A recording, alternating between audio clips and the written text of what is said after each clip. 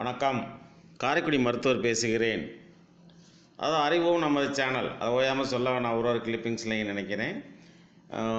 இந்த தலைப்பு என்னன்னு பார்த்தீங்கன்னா, மிக முக்கியமான சமூக மாற்றம் ஏற்படுத்த வேண்டிய ஒரு முக்கியமான தலைப்பு. அதாவது பல்வேறு வீட்டுகளில் பார்த்தீங்கன்னா, சில வீடுகளில் போயில் பார்த்தா இறந்தவங்க போட்டவங்க முன்னாடி வச்சுருப்பாங்க. சில பேர் பார்த்தா அங்கே வச்சுருப்பாங்க. நான் இந்த ஆராய்ச்சிக்காகவே சில காலமாகவே ஒரு வீட்டில் நுழையும் போது இதை அங்கே வச்சுருக்கீங்க, இதையே அங்கே வச்சுருக்கீங்க, இதையே அங்கே வைக்கக்கூடாது அப்படின்னு கேள்வி கேட்பேன். அப்போ கிட்டத்தட்ட நான் என்னோட ஊர் காரைக்குடி அப்படிங்கிறதுனால, சொந்த ஊர் திருப்பத்தூர், பட் இருக்கிறது காரைக்குடிங்கிறதுனால பல செட்டியார்கள் வீட்டுக்கள் நுழையும் பொழுது முகப்பில் பார்த்தீங்கன்னா அவங்க ஃபோட்டோ வரிசையாக மாட்டி வச்சுருப்பாங்க. அது யார் யார் பார்த்தீங்கன்னா, எள்ளு தாத்தா, கொள்ளு பேரன் இப்படிலாம் சொல்லியிருப்பாங்க வரிசையாக. அங்கே செட்டியாருடைய இன்சியிலே பார்த்தீங்கன்னா ஆனா, சீனா, மூணா, நானா, பானான்னு இருக்கும். அந்த ஆனான்னு பார்த்தீங்கன்னா அருணாச்சலத்திலேருந்து, சின்னையாவிலேருந்து, மூக்கையாவிலேருந்து இப்படி வரிசையாக வரும். முன்னோர்கள் பேரை அவங்க இன்ஷியலாக வச்சுக்கிட்டே வருவாங்க. கிட்டத்தட்ட 3 தலைமுறை 4 தலைமுறைக்கு வச்சுக்கிட்டே வருவாங்க. அதை விடமாட்டாங்க. இப்போ நம்ம பேச தலைப்பு பார்த்திங்கன்னா, சாமி போட்டோவோட முன்னோர்கள்னால் நம்ம அம்மா அப்பா, நம்ம தாத்தா பாட்டி, அவங்கள தாத்தா பாட்டி, இவங்க ஃபோட்டோவை வைக்கலாமா, வைக்கக்கூடாது அப்படிங்கிறது ஒரு பரவலான ஒரு பரப்பப்பட்டு இருக்கிறது. சாமி ஃபோட்டோ கூட வைக்கக்கூடாது, சாமி ரூமில் வைக்கக்கூடாது, வீட்டுக்குள்ளே நுழைஞ்ச உடனே முன்னோர்கள் ஃபோட்டோவை பார்க்கக்கூடாது அப்படின்னு. முதல்ல இந்த கனவு வரையில் ஒரு 2 வரி மட்டும் நான் சொல்கிறேன் கேளுங்களேன். முதல்ல தெய்வம் யார், தெய்வம் எப்படி உண்டானது, தெய்வ நம்பிக்கை உங்களுக்கு இருக்குமேயானா நீங்கள் என்ன பண்ணுறீங்க, ஒவ்வொரு அமாவாசைக்கும் இறந்தவங்களுக்கு தானம் சமைச்சு காக்கைக்கு வைக்கிறீங்களா, அந்த காக்கையை தான் நம் முன்னோர்கள் அவர்களுக்கு படைக்க வேண்டும் என்று அவங்க காக்கா சாதம் எடுத்தால் தான் சாப்பிட்றீங்கல்ல. அப்போ முன்னோர்களுக்கு செய்ய வேணும் அப்படிங்கிறத நம்புகிறீங்க. அந்த முன்னோர்கள் முதல்ல யார்? ஒன்று உங்கள் அம்மா அப்பா, இல்லை அவங்களோட அம்மா அப்பா, இல்லை நம்ம தாத்தா பாட்டி, அவங்க தானே நம்ம முன்னோர்கள். சரி, தெய்வம் எப்படி உண்டாச்சு நீங்கள் பாருங்களேன், வேடிக்கையாக இருக்கும். இப்போ ஒரு இப்போ இங்கேருந்து ஒரு ஊருக்கு போனீங்கன்னா ஒரு சில மைல் கல்லுகளுக்குள்ளே பார்த்தீங்கன்னா எவனாவது ஒருத்தன் ஆக்சிடென்ட் ஆகி செத்துருப்பான். அவனுக்குள்ளே ஒரு மரத்தில் ஒரு மாலையை போட்டு முனியையான்னு போட்டு செத்த என் பேர் முனியாவாக இருக்கும்.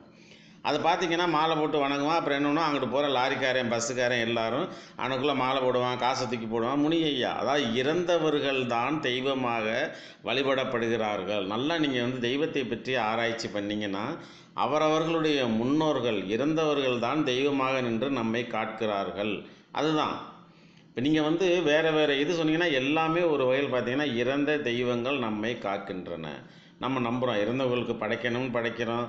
சேலை எடுத்து ஆடி மாதம்லாம் பார்த்திங்கன்னா அவங்கள கொண்டாடுறோம். சொர்க்கவாசல் திறந்தப்போலாம் அந்த டயத்துலையெல்லாம் பார்த்திங்கன்னா முன்னோர்களை கொண்டாடணும்னு கொண்டாடுறோம். அப்படி இருக்கப்ப இன்னொரு கேள்வியும் நான் உங்கள்கிட்ட கேட்குறேன் பாருங்களேன். இப்போ இப்போ அம்மா அப்பா இல்லை அப்படின்னு வச்சுக்கோங்களேன், உங்கள் அம்மா அப்பா ஃபோட்டோவை முகப்பில் வச்சு நீங்கள் பார்த்தா கெடுதல் அப்படிங்கிறத நீங்கள் நம்ப முடியுமா? உங்கள் அம்மா அப்பா உங்களுக்கு கெடுதல் பண்ணுவாங்களா? உங்கள் தாத்தா பாட்டி உங்களுக்கு கெடுதல் பண்ணுவாங்களா? இல்லை உங்கள் முன்னோர்கள் உங்களுக்கு கண்டிப்பாக கெடுதல் பண்ணுவாங்களா? குலம் வாழ வைக்கத்தான் நினைப்பாங்களே தவிர கெடுதல் பண்ணுவார்கள், இறந்தவர்கள் கெடுதல் பண்ணுவார்கள் என்ற கருத்தே மிக மிக தவறான கருத்து. அது மூடநம்பிக்கை, பயங்கரமான மூடநம்பிக்கை. ஆக என்னுடைய கருத்து என்ன, வலிமையாக நான் ஷார்ட்டாக சொல்லணுங்கிறதுக்காக சுருக்கமாக முடிக்கிறேன். சாமி போட்டோவோட தாராளமாக பூஜை ரூமில் உங்களுக்கு அதாவது நான் ஒரு வித்தியாசமாக சொல்கிறதுனால உடன்பாடே இல்லாமல் தூக்கி போட்டுறாம வேணால் ஒரு கருத்து சொல்கிறேன். இப்போ சாமி செல்ஃப் இருக்குன்னா மே செல்ஃபில் உங்களுக்கு பிடித்த சாமி போட்டோவை, அதுலேயும் குலதெய்வம் போட்டோவெல்லாம் வச்சுருவீங்க. அந்த குலதெய்வங்கிறது யாருன்னு பார்த்தீங்கன்னா உங்களுடைய முன்னோர்களில் யாரோ ஒருத்தவங்களாக தான் கண்டிப்பாக இருப்பாங்க. அது உங்களுக்கு தெரியாது. சாமி போட்டோவை மேல் செல்ஃபில் வச்சுருங்க. அதுக்கே கீ செல்ஃபில் உங்களுடைய இறந்தவர்கள் போட்டோவை தாராளமாக வைக்கலாம்.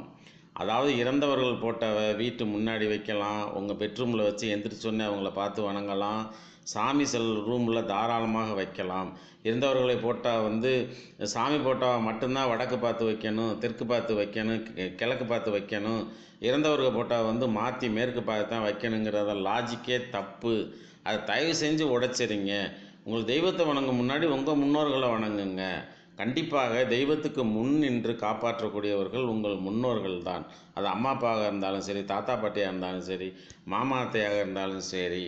அதனால் இந்த முட்டாத்தனத்தை, மடத்தனத்தை தூக்கி எரிஞ்சிட்டு சாமிக்கு ஈக்குவலாக முன்னோர்களை வணங்குங்கள், முன்னோர்களை போற்றுங்கள். முன்னோர்கள் படங்களை தாராளமாக சாமி செல்ஃபில் சாமிக்குன்னு ஒரு இடத்த ஒதுக்கிட்டு அதற்கு அடுத்ததாக வச்சு வழங்கலாம். கண்டிப்பாக எந்த வகையிலும் உங்களுக்கு தீங்கு நேராது என்பது ஒரு மிக நீண்ட ஆராய்ச்சி. பல பிரிவுகளுடைய கன்சல்ட் பண்ணிட்டு தான் இதை நான் சொல்கிறேன். கண்டிப்பாக இதை ஃபாலோ பண்ணுங்கள். முன்னோர்கள் போட்டோவை தூக்கி போடாதீங்க. இப்படி தான் வைக்கணுங்கிற லாஜிக் தவறு. அதை திருத்திக் கொள்ளுங்கள். சப்ஸ்கிரைப் பண்ணிவிட்டு பாருங்கள். வணக்கம்.